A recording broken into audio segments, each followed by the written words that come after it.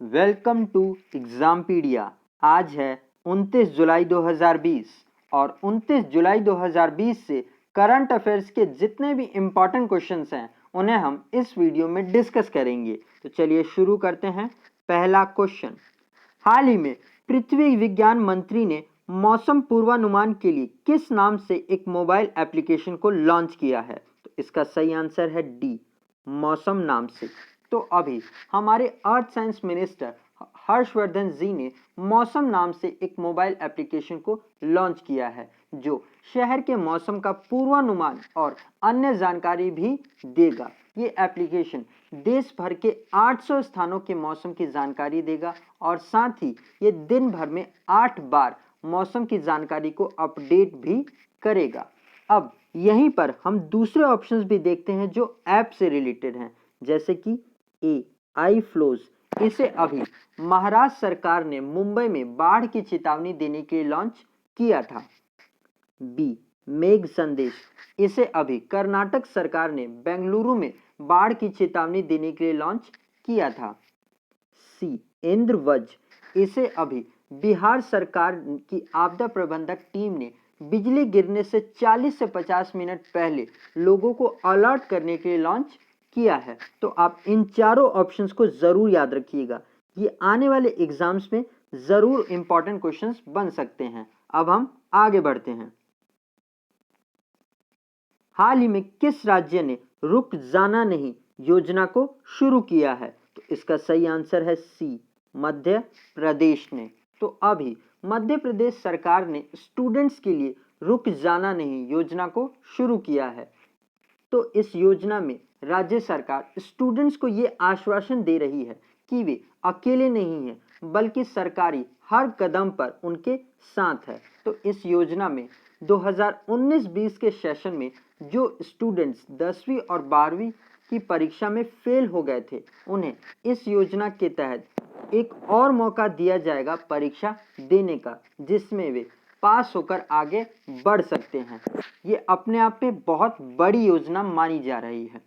और अभी राष्ट्रपति रामनाथ कोविंद जी ने आनंदीबेन पटेल को मध्य प्रदेश का पूर्ण गवर्नर के रूप में नियुक्त किया है। अब यहाँ पर मध्य प्रदेश की बात हो रही है तो इससे जुड़े कुछ और करंट अफेयर्स के पॉइंट हम जान लेते हैं, जैसे कि मध्य प्रदेश में अभी रोको टोको अभियान को शुरू किया गया था और मध्य प्रदेश में ही एक किल कोरोना अभियान को भी शुरू किया गया है। और मध्य प्रदेश के बैतूल जिला में पुलिस कर्मियों ने आसपास योजना को शुरू किया है आत्महत्या के केसेस को कंट्रोल करने के लिए। और मध्य प्रदेश में ही एक श्रम सिद्धि योजना को भी शुरू किया गया है। एक मुख्यमंत्री शहरी पथ व्यवसाय उद्यान योजना को भी शुरू किया गया है और एक रोजगार सेतु योजना को भी शुरू किया गया है, एक दीदी वाहन योजना को भी शुरू किया गया है और एक बुखार क्लिनिक सेवा योजना को भी शुरू किया गया है। मध्य प्रदेश में ही पहली बार FIR आपके द्वार योजना को भी शुरू किया गया है और मध्य प्रदेश सरकार ने पुलिस कर्मियों को करमवीर पदक से सम्मानित करने की घोषणा भी की है। मध्य प्रदेश में ही चरण पादुका पहल को भी शुरू की गई है और मध्य प्रदेश के पर्यटन बोर्ड ने इंतजार आपका सोशल मीडिया अभियान को भी शुरू किया है और एक थैंक्स मॉम नामक वृक्षारोपण अभियान को भी यहीं पर शुरू किया गया है। और मध्य प्रदेश के इंदौर शहर में कोविड-19 के रोकथाम के लिए येलो कलर के डस्टबिन भी लगाए गए हैं। ये रहा मध्य प्रदेश का मैप। इसकी कैपिटल है भोपाल, जहां पर भारत का पहला ई वेस्ट क्लिनिक खोला गया है। मुख्यमंत्री हैं शिवराज सिंह चौहान। गवर्नर, इसकी नई गवर्नर चुनी गई हैं जिनका नाम है आनंदीबेन पटेल। यहाँ पर कई इंपॉर्टेंट नेशनल पार्क्स भी हैं, जैसे कि Bandhavgarh National Park, Kanha National Park, Panna National Park, Satpura National Park, Madhav National Park, Pench National Park, Van Vihar National Park और संजय नेशनल पार्क। तो आप इन पॉइंट्स को भी जरूर याद रखिएगा। और गाइज, अगर ये वीडियो आपको अच्छा लग रहा है और आपके आने वाले एग्जाम के लिए हेल्पफुल है तो इस वीडियो को अभी ही लाइक कर दीजिएगा। और अगर आप इस वीडियो को पहली बार देख रहे हैं तो अपने फ्रेंड्स के साथ शेयर भी ज़रूर करिएगा। और अगर आप इस वीडियो चैनल को अभी तक सब्सक्राइब नहीं किए हैं तो आने वाले वीडियोस के नोटिफिकेशन के लिए आप इस चैनल को ज़रूर सब्सक्राइब कर लिए और पास में आए हुए आइकन को भी प्रेस कर दीजिएगा, तभी आपको आने वाले वीडियोस के नोटिफिकेशंस मिला करेंगे। अब हम आगे बढ़ते हैं। हाल ही में प्रकाशित पुस्तक quest for restoring financial stability in India के लेखक कौन है? तो इनका नाम है ए वायरल वी आचार्य। तो अभी आरबीआई के पूर्व डिप्टी गवर्नर वायरल वी आचार्य जी की नई पुस्तक को रिलीज किया गया है जिसका नाम है quest for restoring financial stability in India. यह पुस्तक भारत की वित्त स्थिरता के बारे में बताती है और उसमें निरंतर सुधार के लिए एक ठोस योजना भी पेश करती है। अब दूसरा ऑप्शन भी देख लेते हैं तो बी उर्जित पटेल, ये आरबीआई के पूर्व गवर्नर हैं और अभी इन्होंने एक पुस्तक लिखी थी जिसका नाम है overdraft saving the Indian saver. C R C Bhargava, ये मारुति सुजुकी के अध्यक्ष हैं और अभी इन्होंने एक पुस्तक लिखी थी जिसका नाम है getting competitive a practitioners guide for India. तो आप इन तीनों के नाम जरूर याद रखिएगा, ये बहुत ही इंपॉर्टेंट नामों में से एक हैं। अब हम आगे बढ़ते हैं। हाल ही में जलवायु परिवर्तन पर संयुक्त राष्ट्र के नए सलाहकार समूह में किस भारतीय मूल के जलवायु कार्यकर्ता को नामित किया गया है? तो इनका नाम है ए अर्चना सोरेंको। तो अभी भारत की एक जलवायु कार्यकर्ता अर्चना सोरेंको संयुक्त राष्ट्र महासचिव एंटोनियो गुटेरेस ने अपने नए सलाहकार समूह में नामित किया है जिसमें युवा नेताओं को शामिल किया गया है जो बिगड़ते जलवायु संकट से निपटने के लिए दृष्टिकोण और समाधान प्रदान करेंगे। अर्चना सोरेंग ये अन्य 6 नेताओं के में शामिल हैं जिनकी आयु 18 से 28 वर्ष के बीच की है। अब यहाँ पर दूसरे ऑप्शंस भी हैं तो उन्हें भी हम एक बार देख लेते हैं, जैसे कि बी ग्रेटा थनबर्ग, ये स्वीडन की मात्र 17 साल की क्लाइमेट एक्टिविस्ट हैं और अभी इनको मानवता के लिए गुलबेकियन पुरस्कार से सम्मानित किया गया है। बी काला नारायण स्वामी, ये सिंगापुर में भारतीय मूल की नर्स हैं और अभी इनको सिंगापुर के राष्ट्रपति पुरस्कार से सम्मानित किया गया है इनके द्वारा कोविड-19 के दौरान काम करने के लिए। सी सचिन अवस्थी, इनको अभी ग्लोबल ह्यूमैनिटेरियन अवार्ड से सम्मानित किया गया है। तो आप इन चारों के नाम जरूर याद रखिएगा। अब हम आगे बढ़ते हैं। निम्नलिखित में से किस संगठन ने नवप्रवर्तकों को बढ़ावा देने के उद्देश्य से स्टार्टअप्स के लिए डेयर टू ड्रीम 2.0 प्रतियोगिता को शुरू किया है? तो इसका सही आंसर है सी डीआरडीओ ने। तो अभी डीआरडीओ ने 27 जुलाई 2020 को भारत के पूर्व राष्ट्रपति और missile man doctor APJ Abdul Kalam ji की 5वीं सालगिरह पर डेयर टू ड्रीम प्रतियोगिता को लॉन्च किया है। ये प्रतियोगिता देश के स्टार्टअप्स और इनोवेटर्स को बढ़ावा देने के लिए लॉन्च किया गया है। अब यहाँ पर डीआरडीओ की बात हुई है तो इसकी स्थापना 1958 में हुई थी। इसका हेडक्वार्टर नई दिल्ली में है और इसके चेयरपर्सन है जी सतीश रेड्डी। तो आप इनका भी नाम जरूर याद रखिएगा। अब हम आगे बढ़ते हैं।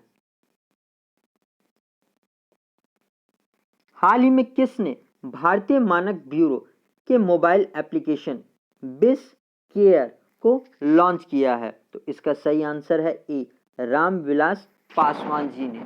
तो अभी customer affairs minister Ramvilas Paswan ji ने 28 जुलाई को भारतीय मानक ब्यूरो यानी ब्यूरो ऑफ इंडियन स्टैंडर्ड के मोबाइल एप्लीकेशन बिस केयर को लॉन्च किया है। इस एप्लीकेशन के माध्यम से आईएसआई चिन्हित और हॉलमार्क वाले उत्पादों की प्राथमिकता की जांच की जा सकती है। रामविलास पासवान जी ने ई बिस के मानवीकरण, अनुपात मूल्यांकन और प्रशिक्षण पर 3 पोर्टल को भी लॉन्च किया है। तो आप इन्हें भी जरूर याद रखिएगा। ये पहला एप्लीकेशन है जिसे जिसे ब्यूरो ऑफ इंडियन स्टैंडर्ड्स ने लॉन्च किया है। अब हम आगे बढ़ते हैं। हाल ही में ट्यूनेशिया के नए प्रधानमंत्री कौन बने हैं? तो इनका नाम है ए हिचेन मिचिची। तो अभी ट्यूनेशिया के आंतरिक मंत्री हिचेन मेजिजी को ट्यूनेशिया का नया प्रधानमंत्री नियुक्त किया गया है। ये एलिस फकफक की जगह लेंगे, जिनको जुलाई 2020 में ही पहले प्रधानमंत्री के रूप में इस्तीफा दे दिया था इन्होंने। अब हम दूसरा ऑप्शन भी देख लेते हैं। तो बी जीन कैस्टेक्स, ये अभी फ्रांस के नए प्रधानमंत्री बने हैं। सी माइकल मार्टिन, ये आयरलैंड के नए प्रधानमंत्री बने हैं। सी गुडने जॉनसन, ये आइसलैंड के दोबारा से प्रेसिडेंट बने हैं। तो आप इनके नाम भी जरूर याद रखिएगा। अब हम आगे बढ़ते हैं।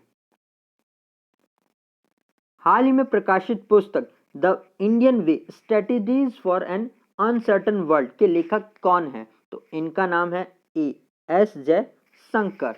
तो अभी भारत के पूर्व राजनीतिक और वर्तमान विदेश मंत्री एस जयशंकर की एक नई पुस्तक को रिलीज किया गया है, जिसका नाम है the Indian way strategies for an uncertain world. यह पुस्तक भारत की विदेश नीति के बारे में जानकारी देती है, जो 1947 से चलती आ रही है। अब यहाँ पर किताबों का क्वेश्चन है, तो हम दूसरे ऑप्शंस भी देख लेते हैं, जैसे कि बी ए.के. श्री कुमार, इन्होंने अभी Mahavir the soldier who never died नामक पुस्तक को लिखा है। सी तेंजिन गे तेथोंग, इन्होंने अभी दलाई लामा की आत्मकथा लिखी थी, जिसका नाम है his holiness the 14th Dalai Lama an illustrated biography. सी बलदेव सिंह सड़कनामा, इन्होंने अभी सूरज कदे मर्दा नहीं यानी सन नेवर डाइज नामक पुस्तक को लिखा है। तो आप इन चारों के नाम जरूर याद रखिएगा। अब हम आगे बढ़ते हैं।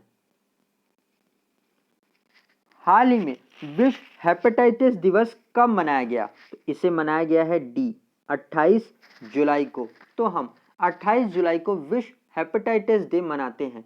हर साल इस दिन को इसी दिन मनाया जाता है, और इस दिन को मनाने का उद्देश्य लोगों को हेपेटाइटिस बी के बारे में जानकारी प्रदान करना है, जिससे कि वे सही समय पर हेपेटाइटिस का टीका ले सके, जिसकी इस साल की थीम है hepatitis free for free future. और 28 जुलाई को ही वर्ल्ड नेचर कंजर्वेशन डे भी मनाते हैं, तो आप इसे भी जरूर याद रखिएगा। अब हम आगे बढ़ते हैं। हाल ही में चीन के चेगुंडू शहर में किस देश का वाणिज्य दूतावास को बंद कर दिया गया है? तो इसका सही आंसर है ए अमेरिका के। तो अभी चीन के चेगुंडू शहर में अमेरिका के वाणिज्य दूतावास को बंद कर दिया गया है, क्योंकि अभी अमेरिका ने अपने टेक्सास राज्य में चीन को उसके वाणिज्य दूतावास को बंद करने के लिए कहा था। तो इसी को देखते हुए चीन ने भी अपने शहर चेगुंडू शहर में अमेरिका के वाणिज्य दूतावास को बंद करने के लिए कहा है। तो आप इसे भी जरूर याद रखिएगा। अब हम आगे बढ़ते हैं। तो गाइज, ये वीडियो आपको कैसा लगा आप ज़रूर कमेंट सेक्शन में लिखकर बताइएगा, और इस वीडियो को लाइक करते हुए जाइएगा और अपने फ्रेंड्स के साथ शेयर भी ज़रूर कर दीजिएगा। और अगर अभी तक आपने इस चैनल को सब्सक्राइब नहीं किया है तो सब्सक्राइब ज़रूर कर लीजिएगा। और अगर आप इस वीडियो का PDF लेना चाहते हैं तो आप हमारे टेलीग्राम चैनल से जुड़कर ले सकते हैं। आज के लिए इतना ही। Thanks for listening.